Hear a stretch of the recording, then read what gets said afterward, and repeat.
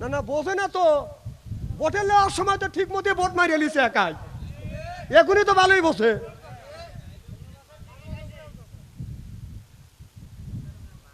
না না কোরআন হাদিস বলছে না, একজন সিল মারবে কাছে তাক বলতেছে সিল মারলে আমার চোখের সামনে এখানে মার, কোন জায়গা কানহু নৌকোয় মার যদি বেচতে যাবে চাই বলছিল না।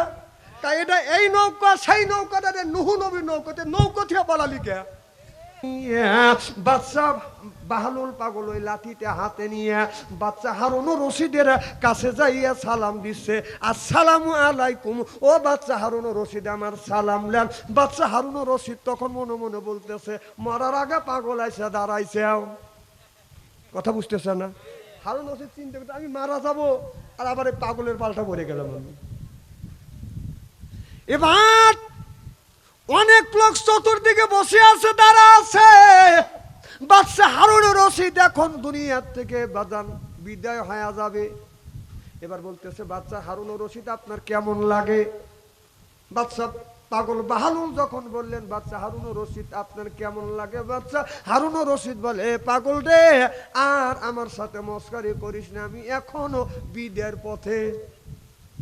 কয় কোন পথে যাবেন, কোন জায়গা যাবেন? কয় কবর দেশে। এবার পাগল বাহালুল বললেন বাদশা হারুন রশিদ আপনি যেই দেশে যাবেন, আপনি যখন সুস্থ ছিলেন যেই দেশে আপনি যাইতেন, যাওয়ার আগে ওই জায়গাটা আপনি পরীক্ষা নিরীক্ষা করতেন। এরপরে রাস্তায় রাস্তায় আপনার মোড়ে মোড়ে 10টা আপনার বিডিআর থাকতো, এরপরে আর্মি থাকতো, পুলিশ থাকতো। এখান থেকে আপনার সিরাজগঞ্জ পর্যন্ত পুলিশ দিয়ে বাঁধানো পাহারা দিয়ে রাখছে, কারণ প্রেসিডেন্টে যাচ্ছে। জোরকান ঠিক কিনে? আমাদের সাবেক প্রধানমন্ত্রী যদি কোনোদিন এই দেশে সিরাজগঞ্জ আসছে, ঢাকা থেকে সিরাজগঞ্জ পর্যন্ত পুলিশ পাহারা দিয়ে রাখছে, মানে জনগণের এতই উপকার করছে, জানে তো যদি ফাঁকা পায়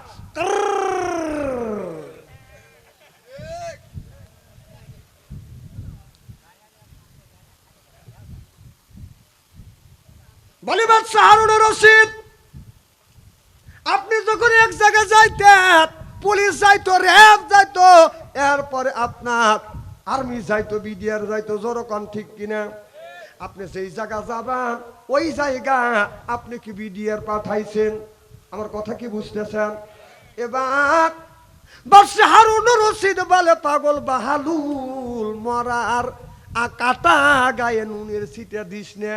ওই জায়গা যেই জায়গা যাব ওই জায়গায় কি কোনো আর্মি পুলিশ পাঠান যায়? আচ্ছা, তাহলে আপনি তো দুনিয়ায় নরম তোষক ছাড়া শুইতে পারেন নাই, মশারি ছাড়া ঘুমাইতে পারেন নাই, কয়েল ছাড়া ঘুমাইতে পারেন নাই, দাসিরা বাতাস দিত। আপনি যেই কবরের মধ্যে যাবেন ওই জায়গা কি আপনি লেপ তোষক নিছেন? ওই জায়গা কয়েল নিছেন?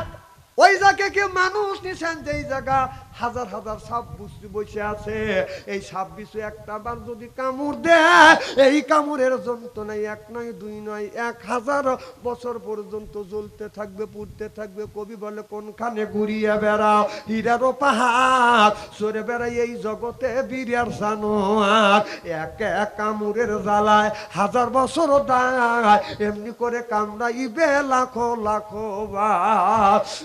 বাদশা হারুন রশিদ দুনিয়ায় মশা কামড় দিলে 1 মিনিট পর্যন্ত জ্বালা যন্ত্রণা করে, আর যেই কবরের মধ্যে যাইবে ওই জায়গা যদি মশা মারার, সাপ মারার, বিচ্ছু মারার যদি কয়েল না নাও, মশারি যদি না টানা, ওই সাপ বিচ্ছু একটা বার করে যদি কামড় দেয় 1000 বছর পর্যন্ত জ্বালা যন্ত্রণা করতে তার পুড়তে থাকবে। বাদশা হারুন রশিদ বলতেছে, বাদশা হারুন রশিদ বলতেছে পাগল বাহালুল মরার গায়ে আর লবণের ছিটে তুমি দিও না, সিললে এখন ঠিক কিনে? এবার বলতেছে বাদশা হারুন রশিদ আপনি যেই জায়গা থাকছেন আপনারা বিল্ডিং এর মধ্যে থাকছেন, তারপরে আপনার গেটের সামনে পুলিশ পাহারা থাকছে, তারপরে র্যাব পাহারা থাকছে, আপনার গেটের সামনে বাদান 3টা পুলিশ থাকছে, বড় দরজার পাশে বাদান পুলিশ থাকতে আপনি ভয় করতেন কোন থেকে মানুষ এসে আপনাকে গুলি করে দিবে। এরপরে তোষকে শুয়ে থাকছেন, আর আমি এমন জায়গা শুয়ে থাকছি যেই জায়গা আজীবন আমার থাকতে হবে। তাহলে বলুন বাচ্চা হারুন রশিদে অবধ আমি নে অবধ আপনি? বলে অবধ তাহলে তুমি যেই জায়গা থাকবে ওই জায়গায় ছিলে, আর আমি ছিলাম তোষকে শুয়ে, খাট পালঙে শুয়ে, এখন যাওয়া লাগবে মাটির ঘরে। তাহলে বোঝা গেল অবধ হইলাম আমি। বলে বাচ্চা হারুন রশিদ এটা কি? কয় লাঠি। এই লাঠিটা কার? কয় আমার। এই লাঠি কাকে দিছিলেন? কয় আমি তোমাকে দিছিলেন, বলছিলেন যে তোর চাইতে যে অবধ মানুষ তাকে এই লাঠিটা দিবি। আমি ঘুরিয়া দেখলাম বাচ্চা হারুন রশিদ আপনার চাইতে অবধ মানুষ আর পৃথিবীর জমিনে নাই। এই আপনারা লাঠি আপনাকে আমি দিয়ে গেলাম, কারণ আপনি যেই ঘরে শুইতে যাইবেন ওই ঘরে কয়েল লেন নাই, ওই ঘরে মশারি টানান নাই, ওই জায়গা র্যাব পুলিশ লেন নাই। আর আমি বাহলুল পাগল, ওই জায়গা র্যাব হবে আমার আল্লাহ। সিল্লে এখন সুবহানাল্লাহ। আমি সেই আল্লাহর ইবাদত করছি, আর ওই আল্লাহ যদি আমার উপরে রাজি খুশি থাকে, আমার র্যাব পুলিশ আমার আল্লাহ। সুবহানাল্লাহ একটু জোরে কর। ওয়াজ কি খুব খারাপ লাগতেছে ভাই? না না ভাই কইলে যে ওয়াজ করেন, ওয়াজ করতেছি না। আচ্ছা না না বোঝে না তো, ভোটে নেওয়ার সময় তো ঠিক মতো ভোট মারিয়ে লিছে একাই, এখনই তো ভালোই বসে।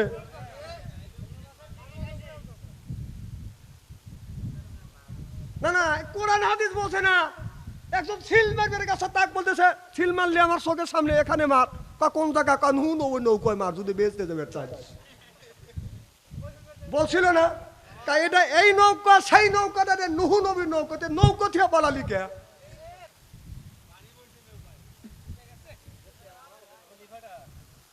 নুহু নবীর নৌকা ওটা কি তলি ফাটে নাকি? এই যে ওয়াজ জানে ভাড়া দিন না, ভাড়া দিলে কোন সারা রাত আপনাদের বেগার খাটা লাগবে না। নূহ আলাইহিস সালাম নৌকা যখন বানালেন, আল্লাহ বললেন নুহু রে নৌকা বানা, নৌকা বানা, আমি বন্যা দেব, বর্ষা দেব। কারণ ওই বর্ষায় যে কলমা পরে মোচন হবে সেই ব্যক্তিকে নৌকা তুলবে, ইমানদারের নৌকায় তুলবে, আর বেঈমানদেরকে বন্যা দিয়ে দিয়ে আমি দুনিয়ার থেকে বিদায় করে দেবো। আমার কথা কি বোঝেন? বুঝতেছে না? এবার আল্লাহর নবী নূহ আলাইহিস সালাম বাজার নৌকা বানাইলেন। এই নৌকা বানাইলেন আপনার 1,24,000 4টে তক্তা দিয়ে, 1,24,000 4টে তক্তা দিয়ে।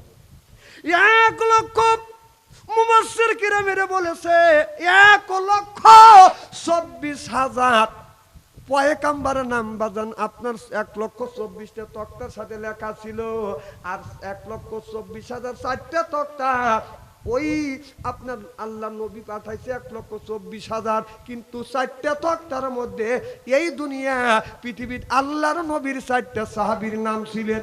সুবহানাল্লাহ। আমার ভাইয়েরা আমার, কোন ব্যক্তি যদি ছেলেরা মেয়েরা বিছানায় যদি বাদান পেশাব করে, কথা বুঝতেছেন না? স্বপ্নের মধ্যে মানুষ পেশাব করে কি করে না? কারণ স্বপ্নে দেখা দলিল শরিয়াতে পেশ করা যায় না। লাইসা বিহুজ্জা আল ইলহাম লাইসা বিহুজ্জা, স্বপ্নে দেখা দলিল শরীয়তে পেশ করা যায় না। অনেক মানুষ শুনেছি স্বপ্নের মধ্যে বাদান ব্রিজ তৈরি করছে, এটা স্বপ্নের ব্রিজ। কথা কয় না রে, কিসের ব্রিজ? যখন কিসের ব্রিজ? আরে স্বপ্নে আমরা দেখছি, স্বপ্নে দেখছি যে আপনার রসমালাই খাচ্ছি, ঘুম থেকে উঠে দেখি যে রসমালাই তো খাই নেই, বালিশের তুলো ছিঁড়ে মুখের মধ্যে ঢুকেছি। আমি নিজে স্বপ্নের মধ্যে দেখছি যে পোশাব আছে, টাইস টুইস করা কয় পেশাব কর। দেখলাম পোশাব আসে না, এত সুন্দর জায়গা পাবো না, পোশাব করে ওই মুইতে ফেলাইছি।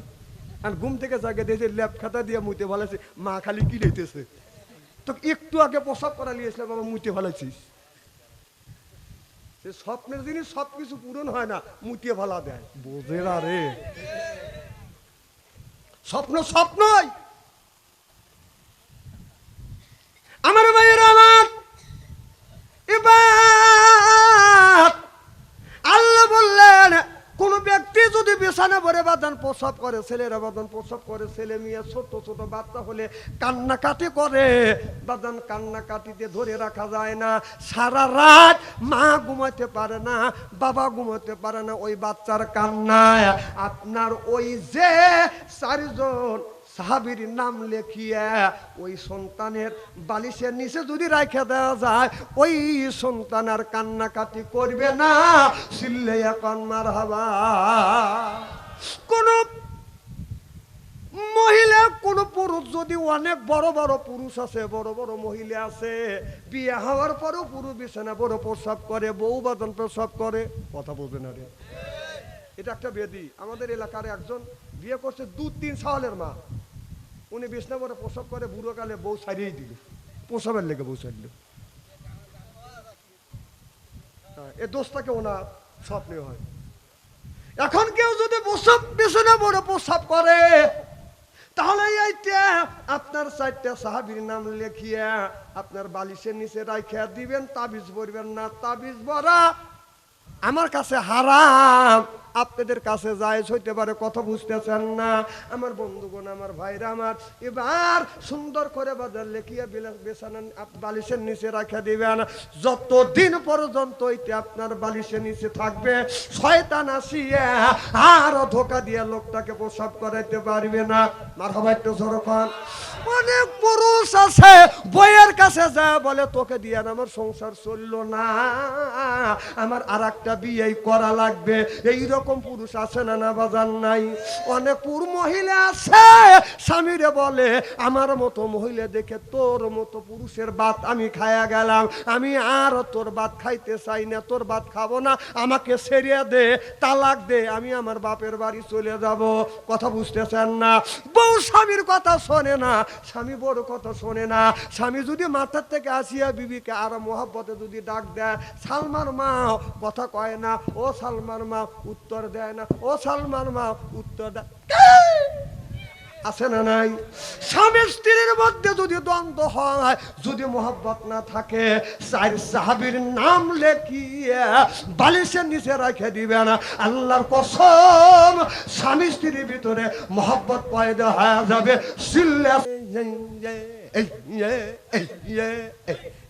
বাবু উঠে গেছে, এনে আল্লাহ নাম নেই, কিছুই নেই। ওই সমস্ত বক্তার ওয়াজ এখন শেষ। তোর বাপ আসলে আর তোর মা আসলে ওই ওয়াজ করে গেছে। এখন যদি কোরআন বাংলাদেশে যদি ওয়াজ করতে হয়, কোরআন আর হাদিস দিয়ে ওয়াজ করা লাগবে। কথা কর।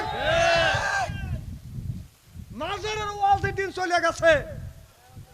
মহিলা মানুষের ওড়না দিয়ে পাগড়ি বানায়, চিন্তা করছে? এখন মহিলা মানুষের ওড়না দিয়ে পাগড়ি বেঁধে স্টেজে উঠিস, সাইজ করে ভালো।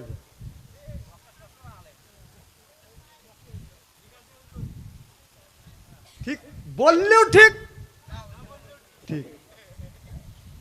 এবার নূহ আলাইহিস সালাম নৌকা তৈরি করলেন। নৌকা তৈরি করবার পরে বাজান আপনার 4টা তক্তা না যায় পড়ে গেল। কয়টা? একটা গাছ কাটলেন, এই গাছটা আপনার 20 বছর পর্যন্ত এই জমিনে ছিলেন। যেই গাছ দিয়ে নৌকা বানাবে, কিস্তি বানাবে, ওই গাছটা আপনার জমিনে ছিলেন বাজান 20 বছর। 20 বছরের মধ্যে একটা মেয়ে মানুষ গর্ভবতী হয় নাই, গরু বাচ্চা দেয় নাই, এমনকি পশু পাখি বাজান বাচ্চা দেয় নাই, আর একটা পাখি পর্যন্ত বাজান বাচ্চা দেয় নাই। ওই গাছ জমিনে 20 বছর ছিল। 20 বছরের মধ্যে সব পশু পাখি নারীরা বন্ধা হয়ে গিয়েছিল, একটাও বাচ্চা দেয় না।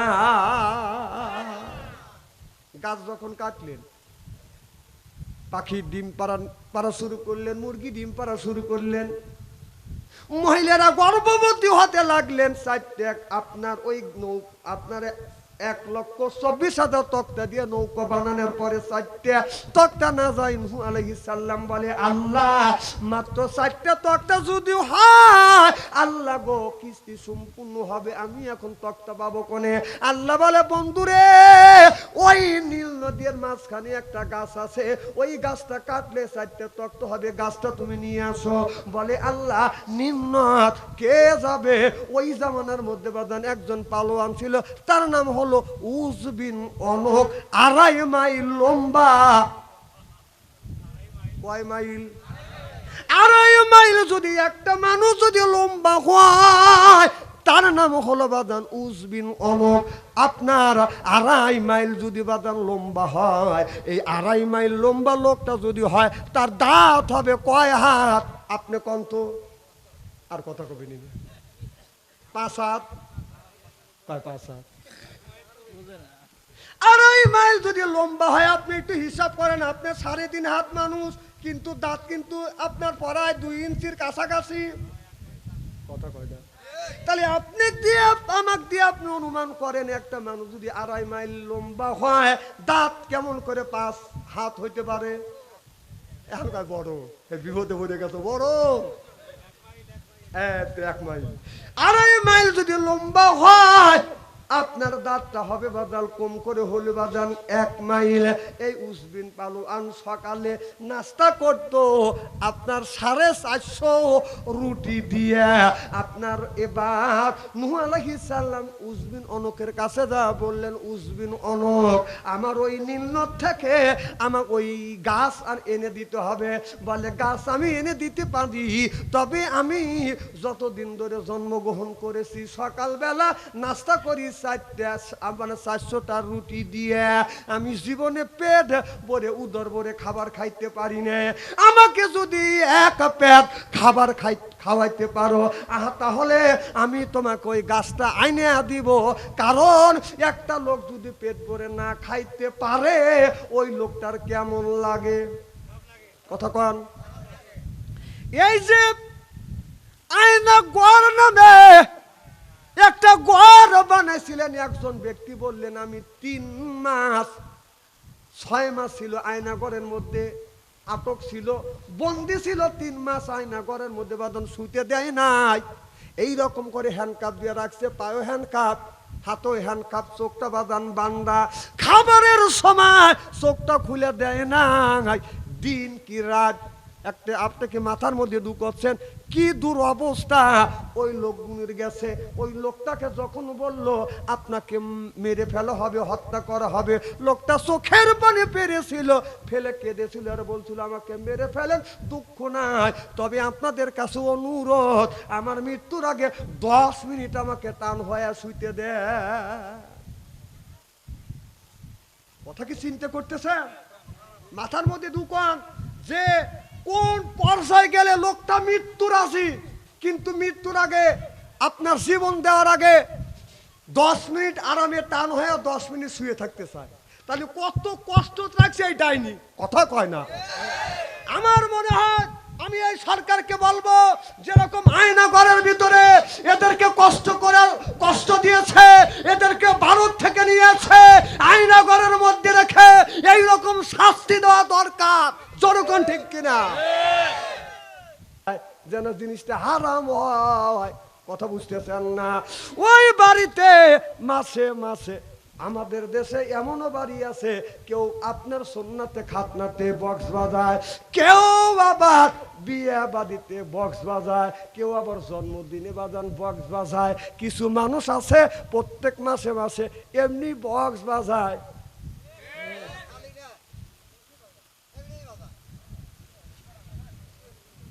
আচ্ছা তুমি বক্স বাজাতে চাও, এটা তো জায়েজ নাই, বাজাও। বাজাইতেছ তুই শুনবি না, তাহলে তুই শোন, আর একজনে গম ডিস্টার্ব করিস কে? কথা কন না। না শোনা যদি লাগে, অন্য লোক তো শুনবে চায় না, বক্স বাজালি সব মানুষকে শুনতে চায়, কারণ কল যে ভুঁসটা কাঁপে ওঠে। কন কথা কন। শোনা যদি লাগে, তোর যদি সগই হয় তুই একা শোন, মানুষের কানে যায় কিসের লেগে? মানুষের কষ্ট কেন দেয়? আমার ভাইয়ের আমার মা বলতে বলবো মা মুখে স্বামীর মনে কষ্ট দিও না। যুবকদেরকে বলবো, যুবকরা মা বাবার সাথে সুন্দর ব্যবহার করবে, মা বাবার মনে তুমি কষ্ট দিও না। আল্লাহ বললেন আলিশ কুরুলি ওয়ালে ওয়ালে দাইয়া ইলাইয়াল মাসির। মা বাবার খেদমত করো, মা বাবাকে কষ্ট দিও না, মা বাবাকে দুঃখ দিও না। আপনি প্রথম আপনার চাকরি পাইছেন, প্রথম বেতন পাইছেন, এই বেতনের টাকা আপনি প্রথম বেতনের টাকা দিয়ে আপনি কারে দিবেন, কোন জায়গা দিবেন, আল্লাহ সেটাও জানা দিয়েছে। আপনার ছেলে বিদেশ গেছে, ছেলে প্রথম বেতন 30,000 টাকা পাঠাইছে, এই টাকা আপনি মাদ্রাসায় দিবেন না, মসজিদে দিবেন না, পীর সাহেবের বাড়ি দিবেন? কে পীরের বাড়ি? কেউ মসজিদে দেয়, কেউ মাদ্রাসায় দেয়, কেউ দেয় পীরের বাড়ি। না না, আল্লাহ সেটা বলে না। আল্লাহ বলেন তোমার প্রথম বেতনের টাকা তোমার মা তোমার বাবাকে দাও। মসজিদের কথা বলে নাই, মাদ্রাসার কথা বলে নাই।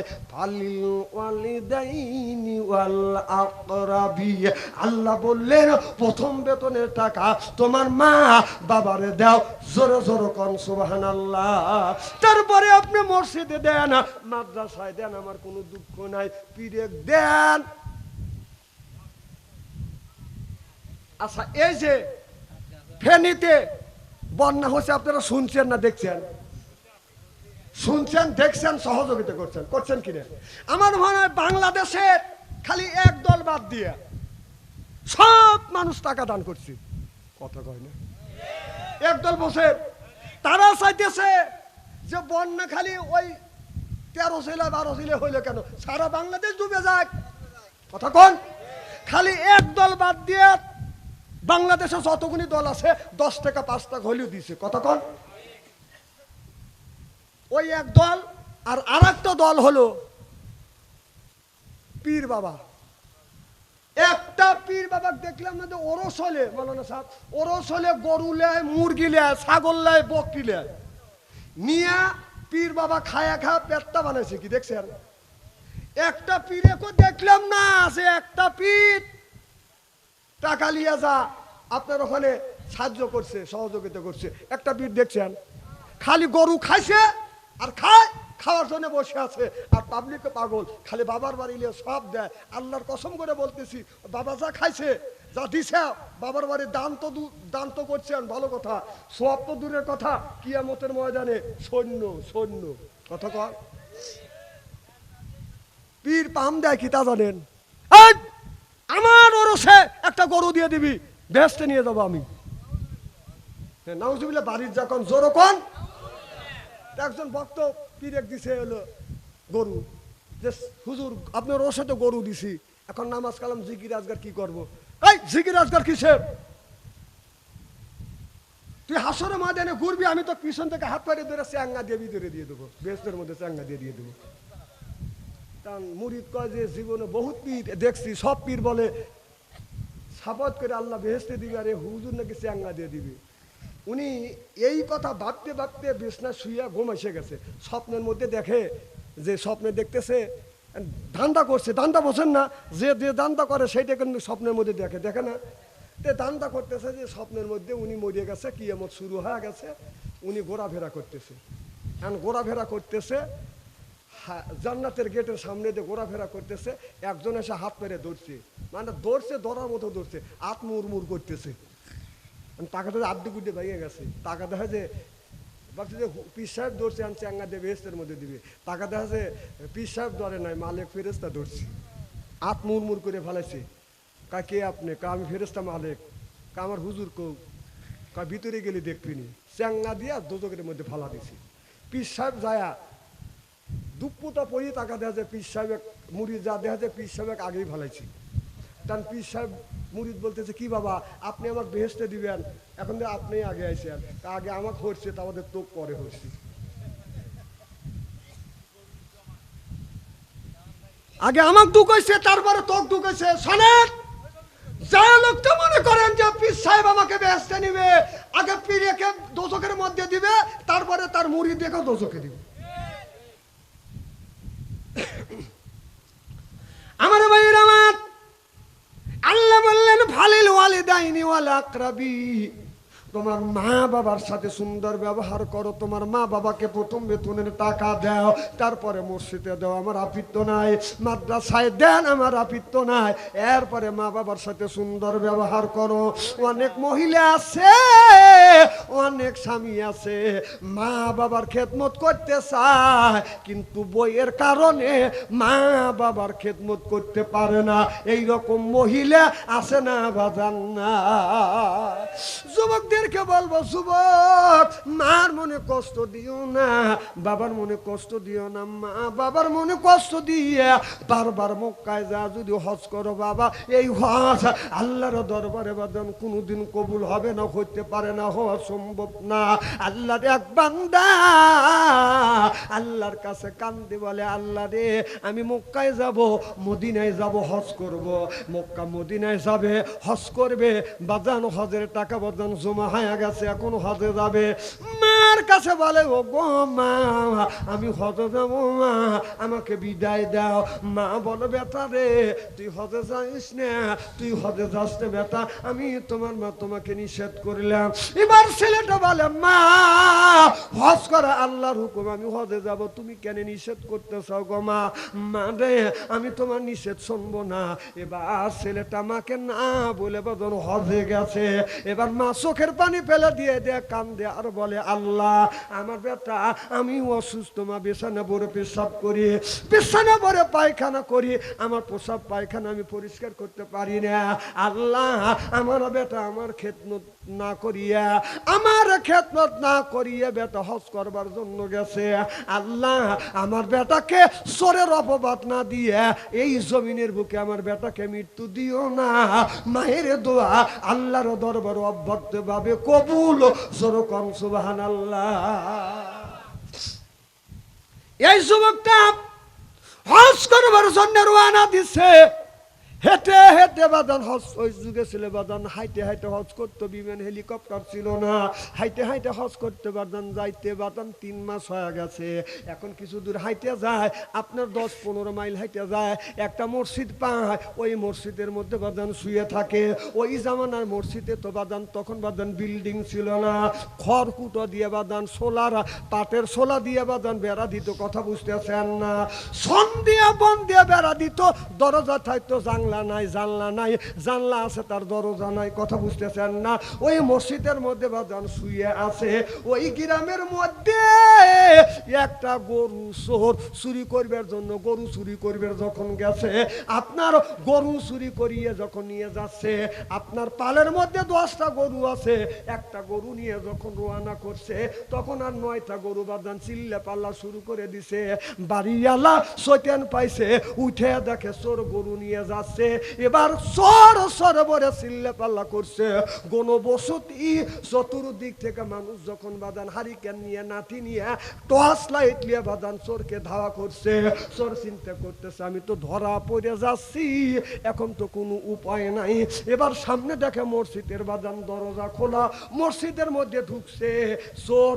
যখন মসজিদের মধ্যে ঢুকছে, লাইট মেরে মেরে দেখতেছে মসজিদের মধ্যে ঢুকছে, সব বললো চোর ঢুকছে মসজিদের মধ্যে, চোর ধরা পড়ে যাবে, ধরো। এবার চোর ঢুকে লয়া মেম্বার কাছ দিয়া, আপনার বেড়া একটু ফাঁসা ছিল, ভাঙিয়ে ওই পাশ দিয়া চোর বাজান চলে গেছে। সব মানুষ মসজিদটাকে গেরোয়া করে ফেলছে। যায় দেখে একজন মানুষ বাজান আপনার তসমি তেলাওয়াত করতেছে, যা ধরছে সোনার সাত পিতুলে গুগু, গরু চুরি করে ধরা পড়ে গেছ, মসজিদে আসে তুমি তসমি টিপতেছে।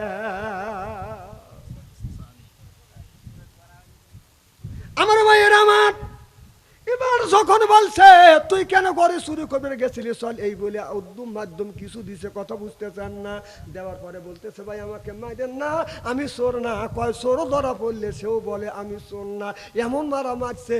এখন আপনার যাই যাই বাপ, এখন যাইবে, কয় ভাইজান আমি মরে যাব, তবে একটা সত্য কথা শোনেন। কয় কি কথা?